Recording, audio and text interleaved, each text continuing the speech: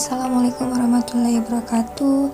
Di sini saya akan menjelaskan tentang aspek teknik dan teknologi. Sebelumnya, perkenalkan, nama saya Gina Makauli dari jurusan akuntansi semester 4. Lanjut saja ke materinya. Aspek-aspek SKB atau studi kelayakan bisnis.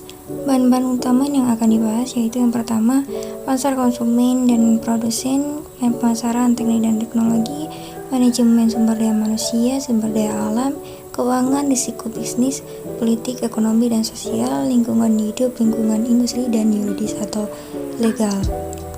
Kemudian prasyarat aspek teknis dan teknologi yaitu yang pertama, aspek analisis. Aspek pasar dan pemasaran menjadi dasar untuk melanjutkan studi kelayakan ke aspek-aspek selanjutnya. Yang kedua, pertimbangan utama dari aspek pasar dan pemasaran. Yang ketiga, sisi penawaran proyek atau bisnis belum jenuh.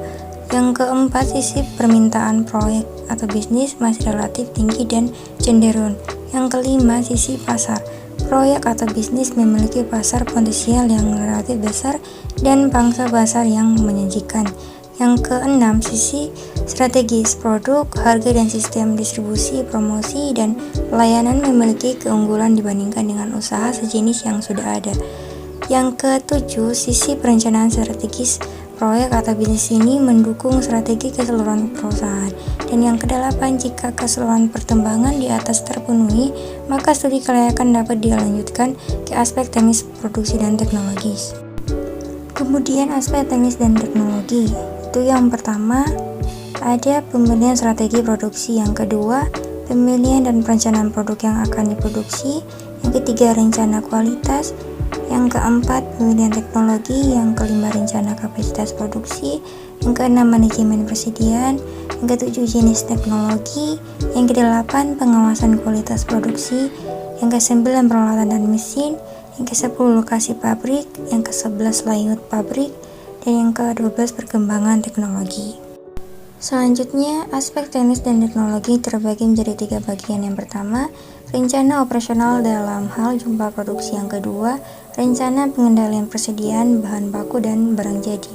Yang ketiga, pengawasan kualitas produksi atau barang atau jasa. Berikutnya, aspek teknis dan teknologi terbagi menjadi 4 bagian. Yang pertama, usahaan teknologi. Yang kedua, kecepatan, kualitas, dan murah. Yang ketiga, risiko persaingan. Yang keempat, risiko intern. Nah, perubahan dalam bisnis itu terbagi menjadi 3 bagian. Yang pertama, toko selayan. Toko selayan itu ada penataan produk, stok persediaan, kasir, dan barcode. Yang kedua, e-commerce, m-commerce. Yang ketiga, teknologi. Selanjutnya, kebutuhan aset yang digunakan. Itu yang pertama, peralatan, di mana ada meja, kursi, komputer, dan lain-lain. Yang kedua, machinery. Dan ketiga, kendaraan.